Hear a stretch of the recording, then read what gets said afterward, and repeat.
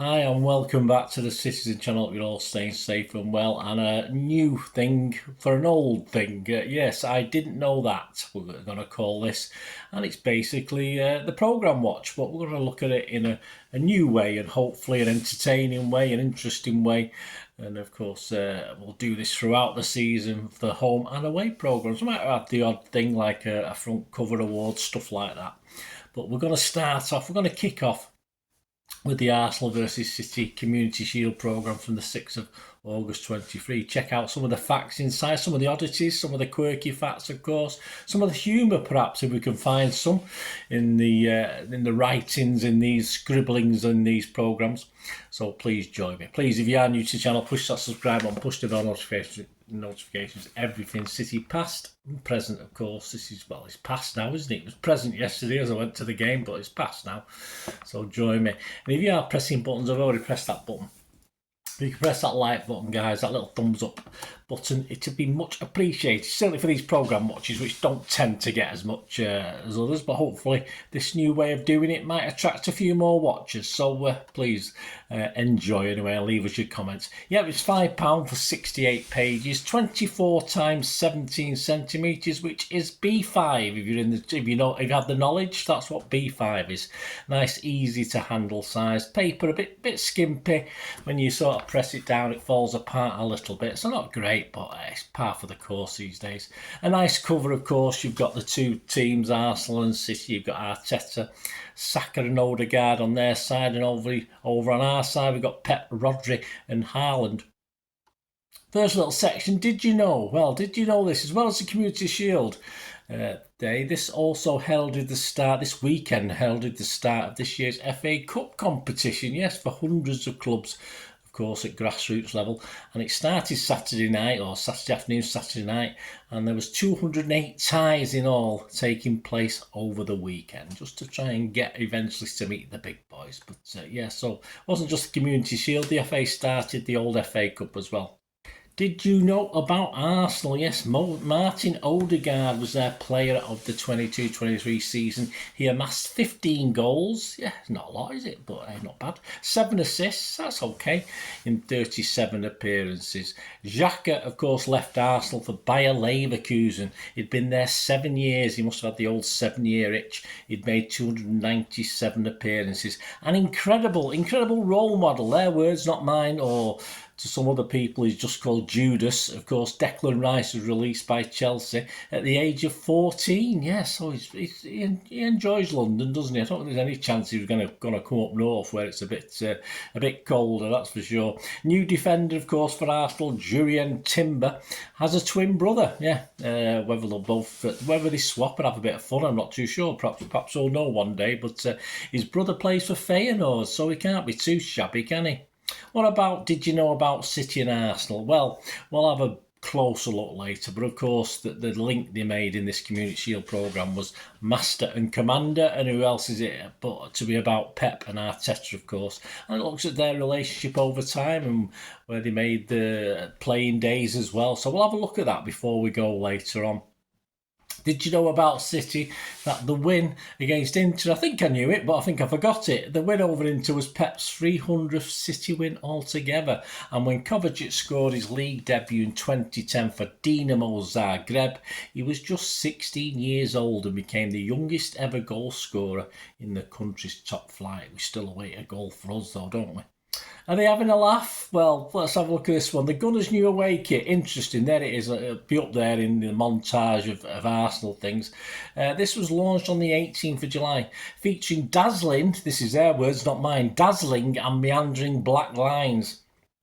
City's new home kit, of course, which is hanging up there in the background, has got these little spirals on it, hasn't it? And it's a homage, of course. There's always got to be some sort of link. It might be a bit tentative, to say the least, but it's a little bit of homage to the spirals at the Etihad, of course. And so, yeah, have Arsenal done something similar with these meandering black lines? Well, The Arsenal, the team of class and history, as we are told constantly. Well, the meandering lines are linked with which Arsenal icon from the past, which Arsenal thing, which historical Arsenal event. Well, they don't really know. That's the thing. Is it the Thames? It could be the Thames, couldn't it? No, apparently it's not the Thames. But it could be the Amazon. Yes, it could be the Amazon River, or even a snake, because they're not too sure. This is what they say themselves. Either way, despite no reason whatsoever, it's allegedly hit with the fans world over. I can justify that, because I did see a couple of Amazon River lovers sporting it at Wembley on Sunday as I went to the match. So, interesting kit. And just for another bit of a laugh, although he's probably talking sense when you sit back and think about it, Arteta believes that Arsenal will have to get between 96 and 100 points to win the title, or any team would need that to win the title. Obviously based on City's performances. I mean, obviously 90 would have done it last season, 89 with a better goal difference would have done it last season, but then again, we did take our foot off the pedal just a little bit in the last couple of games, so I'm possibly being a little bit unfair on saying whether Arteta's having a laugh at a massive 96 to 100 points. Can Arsenal amass that sort of amount? Will City get anywhere near that sort of amount? We'll have to see, won't we? And images of the day, I just have a look at the programme, flick through, and I'm just going to go back in time with these. These two images took me, I liked them. I'll be honest with you, you know me and my history stuff, and one's a black and white one, one's a colour one. And there'll be more on him in a moment, though, but there's a great one there, or they're both in the Jeff Astle section. We'll be a bit more on that in a moment. A great one of Jeff Astle celebrating scoring the winner against Everton in the 1968 FA Cup final, which became the logo for, again, what I'll talk about in a minute. And, of course, a great one there of Jeff Astle stood next to, yes, King Colin, in the 1970 World Cup finals in Mexico. Fantastic. My two favourites in the pro. I did try and look for others, but they were the two that stood out for me, were my favourites. And before we go on to the excerpt, oh bless them, I call this one. And this is where we have a look. We have a look at some nice things, perhaps. And there's been some criticism, of course, as to where the funds go over the years that are raised by this competition, the Community Shield. But hopefully, for this one, the Jeff Astle Foundation will receive a chunk, as it will be one of the main recipients this season, and it will help to continue the battle against dementia in football. Jeff Astle, of course, a West Bromwich Albion hero. I saw him play a few times. I can't remember too much about it. I was a young lad, but he famously put West Bromwich Albion, of course, a goal up against us in the 1970 League Cup final, as well as that FA Cup win I just mentioned. But, of course, we would go on to take that away from him, unfortunately, and Jeff Astle didn't have a League Cup winner's medal as well. He later also became a firm favourite, I think, with everybody, with all the people, when appearing on Bedell and Skinner's fantasy football comedy show. And Jeff Astle's family continue the fight against this awful disease. And to find out a little bit more, guys, if you want to find out a bit more, you can visit www.thejeffastlefoundation.co.uk. So have a wander along for that, and I hope they get plenty of money out of this Community Shield for that worthwhile cause. And our extract before we go from Master and Commander looked at Pep and Arteta's relationship over time. So let's have a quick look, a little excerpt from that for you before we go.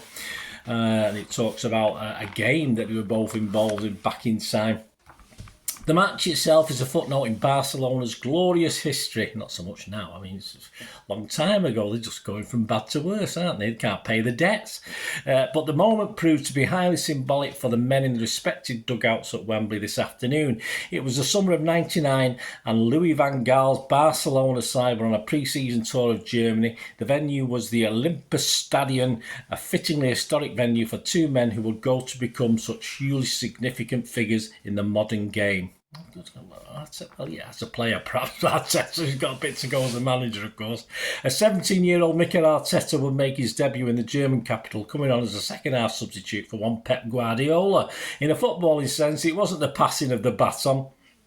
Arteta was never going to suddenly relegate his esteemed Barca teammate to the bench, but now that both men find themselves managing two of the world's biggest clubs, it has become a moment in time, and one that is discussed and talked over for more than ever seemed possible when it actually happened 24 years ago. That would prove to be Arteta's only appearance under Van Gaal that season, but after that game against Hertha Berlin, the world seemed awash with possibilities. In a post-match interview with Mundo Deportivo, a daily Catalonian paper, an excited Arteta told the travelling journalist Joan Domenech how it felt to find himself in such esteemed company.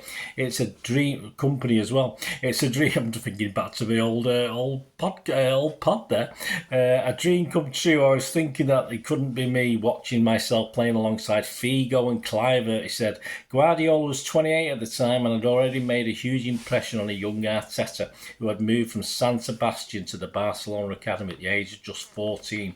Before Arsenal met City in what effectively amounted to a title decider back in April, Amazon Prime's that's not where they got the idea for this year, it's from Amazon Prime's Gabriel Clark sat down with both men to discuss the impact of influence that both had had on the other. The mutual respect was entirely evident, as with the impact that the Manchester City boss had on the then young Arsenal manager during their brief time together at the Camp Nou. The way he conducted himself, the way he was looking after everybody, says Arteta, the passion he showed for his work every single day was just something I had to admire. He had the capability to see what was happening live seconds before everybody else. Neither man could have imagined the role they both would play in their careers that evening in Berlin, but after a breathless 22-23 season which saw Arsenal push City all the way, this afternoon's FA Community Shield will give the pair an opportunity to lay down a marker for the coming season. There you go, guys. Hope you enjoyed that, our little extract and a slight change to the programme watch. I hope it was entertaining. Let me know your comments, guys. Let me know your thoughts. Did you go on Sunday, or did you order the programme? I think you can get it through the FA website if you want to. It's all right, as I say, it's fine. It's not great for fine. I've seen better semi-final, final Community Shield programmes from the FA, but it's okay. It is what it is. It's a memento. That's why I buy it. Let me know what you think, guys. It'd be great to hear from you. All comments, very, very welcome. Until we meet again, that's one thing, don't I? Please stay safe, Blues. Come on, City. Bye for now.